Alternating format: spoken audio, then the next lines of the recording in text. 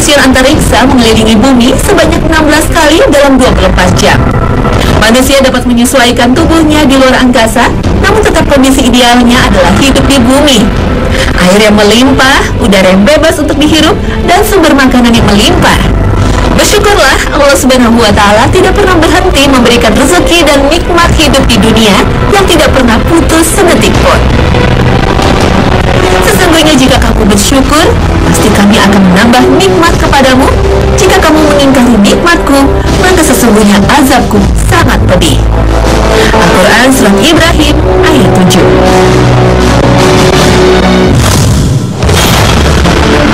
Betapapun besarnya keinginan manusia untuk menjelajahi luar angkasa, seharusnya tidak melupakan tanggung jawabnya yang utama. Allah Subhanahu wa Ta'ala menciptakan manusia semata-mata hanya untuk beribadah kepadanya. Dan selama menjalani kehidupannya di dunia, Allah Subhanahu wa Ta'ala memerintahkan manusia menjadi khalifah di bumi. Sudah sepantasnya manusia menjaga dan memelihara bumi sebagai tempat tinggalnya. Mari kita simak beberapa ayat dari surat Al-Baqarah. Ingatlah ketika Tuhanmu berfirman kepada para malaikat, sesungguhnya aku hendak menjadikan khalifah di muka bumi. Mereka berkata, apakah engkau hendak menjadikan di bumi itu siapa yang akan membuat kerusakan padanya dan menumpahkan darah? Padahal kami senantiasa bertasbih dengan memuji engkau dan mensucikan engkau. Allah berfirman, sesungguhnya aku mengetahui apa yang tidak engkau ketahui. Dia mengajar kepada Adam nama-nama seluruhnya, kemudian memaparkannya kepada para malaikat, lalu berfirman, sebutkanlah kepadaku nama-nama benda itu, jika kamu orang-orang yang benar. Mereka berkata, Maha suci engkau, tidak ada yang kami ketahui selain dari apa yang engkau ajarkan kepada kami. Sesungguhnya engkaulah yang maha mengetahui, lagi maha bijaksana. Allah berfirman, hai Adam, beritahukanlah kepada mereka nama-nama benda ini. Maka setelah diberitahukannya kepada mereka nama-nama benda itu, Allah berfirman, bukankah sudah aku katakan kepadamu bahwa sesungguhnya aku mengetahui rahasia langit dan bumi dan mengetahui apa yang kamu lahirkan dan kamu sembunyikan. Al-Quran Surat Al-Baqarah ayat 30 hingga 33. Dalam tafsir Al-Marahi dilihat secara tafsir mufradat, khalifah berarti pengganti, yaitu pengganti dari jenis makhluk yang lain atau pengganti dalam arti makhluk yang diberi wewenang oleh Allah Subhanahu wa Ta'ala agar melaksanakan perintahnya di muka bumi. Tasbih berarti menyucikan Allah Subhanahu wa Ta'ala dengan meniadakan sifat-sifat yang tidak layak baginya. Takdis berarti menyucikan Allah dengan menetapkan sifat-sifat kesempurnaan bagi Allah Subhanahu wa Ta'ala. Al-Asma adalah bentuk jamak dari ism. Secara harfiah, Al-Asma berarti mabihi yu'lam asyai, yakni sesuatu kata atau lamban yang dengannya diketahui sesuatu seperti benda, orang, dan sebagainya. Al-Imba berarti al-ikhbar, yaitu memberitakan atau mengabarkan sesuatu. Perkataan al-imba secara khusus dipergunakan dalam arti memberitakan sesuatu yang penting nilainya. Al-Alim berarti yang maha mengetahui segala sesuatu. Al-Hakim berarti yang maha bijaksana dalam segala perbuatannya, yang tidak berbuat sesuatu kecuali di dalamnya terkandung hikmah yang besar nilainya. Sementara dengan menggunakan metode tafsir ijmali, ayat tersebut di atas menjelaskan ketetapan Allah Subhanahu wa Ta'ala menjadikan manusia sebagai khalifah Allah di muka bumi. Yang dimaksud dengan khalifah ialah makhluk Allah Subhanahu wa Ta'ala yang mendapat kepercayaan untuk menjalankan kehendak Allah Subhanahu wa Ta'ala dan menerapkan ketetapan-ketetapannya di muka bumi. Untuk menjalankan fungsi kekhalifahan itu, Allah Subhanahu wa Ta'ala mengajarkan kepada manusia ilmu pengetahuan. Dengan ilmu pengetahuan, manusia mempunyai kemampuan mengatur, menundukkan, dan memanfaatkan benda-benda ciptaan Allah Subhanahu wa Ta'ala di muka bumi sesuai dengan maksud diciptakannya. Allah Subhanahu wa Ta'ala berfirman, Inni ja'ilun fil ardi khalifah. Sesungguhnya aku hendak menjadikan seorang khalifah di muka bumi. Ketika hal itu disampaikan kepada para malaikat itu bertanya kepada Tuhan, apakah engkau akan menjadikan di muka bumi orang yang akan membuat kerusakan dan menumpahkan darah?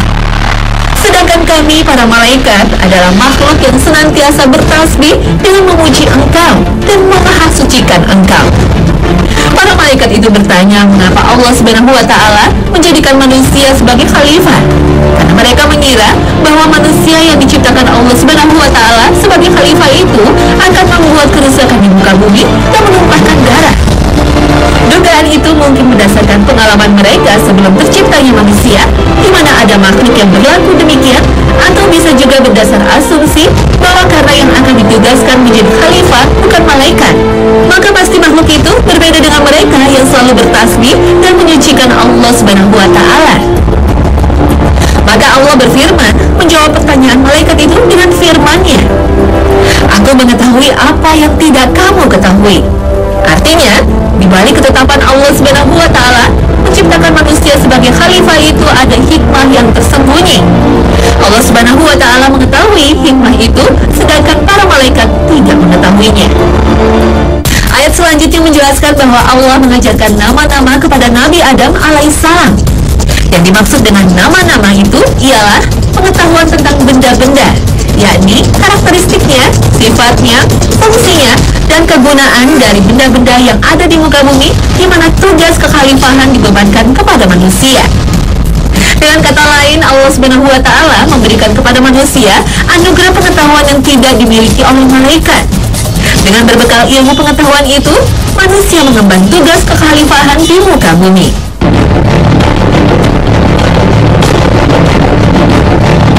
Al-Imam Ibnu Katsir rahimahullah mengartikan khalifah yaitu suatu kaum yang sebagian mereka akan menggantikan yang lain, sebagaimana firman Allah Ta'ala, "Dan Allah menjadikan kamu manusia sebagai khalifah di bumi." Al-Quran Surat An-Naml ayat 62. Perhatikan juga firman Allah Ta'ala tentang suku Samud, "Dan ingatlah oleh kamu sekalian di waktu Allah menjadikan kamu pengganti-pengganti yang berkuasa sesudah lenyapnya kaum Ad." Quran Surat Al-A'raf ayat 74. Yang dimaksud khalifah pada Al-Baqarah ayat 30 bukanlah Nabi Adam. Dengan berdasarkan dalil firman Allah Ta'ala, para malaikat berkata, "Mengapa engkau hendak menjadikan khalifah di bumi itu orang-orang yang akan membuat kerusakan padanya dan menumpahkan darah?" Quran Surat Al-Baqarah ayat 30. Dan dijadikan khalifah pengganti dalam urusan kemakmuran bumi, harta dan hukum kekuasaan merupakan ujian dari Allah bagi setiap orang yang dijadikannya sebagai khalifah pengganti di antara hamba-hamba Allah. Hal ini sesuai dengan firman Allah Ta'ala. Allah Ta'ala berfirman kepada Nabi Daud, "Ya Daud, inna ja'alnaka khalifatan fil ardi fahkum bainan nasi bil haqqi wa la tattabi'il hawa fayudillaka an sabilillah." Hai Daud, sesungguhnya kami menjadikan kamu khalifah pengganti di muka bumi. Maka berilah keputusan perkara di antara manusia dengan adil, dan janganlah kamu mengikuti hawa nafsu, karena ia akan menyesatkan kamu dari jalan Allah. Quran Surat Shad ayat 26. Yang terjadi sekarang seringkali ada kerancuan dalam memahami makna khilafah yang telah menghinggapi kaum muslimin di zaman ini. Mereka membatasi makna khilafah pada kekuasaan yang mencukup seluruh negeri-negeri kaum muslimin. Mereka menyangka menurut syariat hanya khilafah sebagai bentuk pemurnian dalam masalah kekuasaan, sehingga menyebabkan sebagian para pemuda dari umat ini yang telah Allah berikan semangat, tapi mereka tidak dianugerahi ilmu dan keteguhan, menolak bentuk-bentuk sistem kekuasaan selain khilafah. Pengamatan dan ketergesaan mereka terhadap model pemerintahan teladan tersebut, mereka menggugurkan syarat kelurusan dan hidayah petunjuk, sehingga mereka memasukkan pemerintahan Utsmaniyah. Padahal menurut sebagian ulama, pemerintahan itu tidak lurus dan tidak mendapatkan petunjuk sebagai khilafah syariah yang sesuai dengan syariat. Nabi Muhammad SAW telah menjelaskan bahwa khilafah nubuwah Rasyidah Mahdiyah berlangsung 30 tahun. Kemudian Allah akan memberikan kekuasaan kepada siapa yang Dia kehendaki. Hadis riwayat Ahmad, Abu Dawud, At-Tirmizi, dan Al-Hakim dengan sanad yang sahih. Dan khilafah Rashidah Mahdiyah itu ialah kekuasaan Abu Bakar, Umar, Utsman, dan Ali. Semoga Allah meridhoi mereka dan menjadikan mereka ridho. Mereka adalah orang-orang yang diistimewakan oleh Nabi Shallallahu Alaihi Wasallam dengan sabda beliau, "Hendaklah kamu berpegang pada sunnahku dan sunnah para khalifah yang lurus dan mendapatkan petunjuk setelahku." Hadis riwayat Ahmad, Abu Dawud nomor 4607, Tirmizi 2676, dan Ibnu Majah.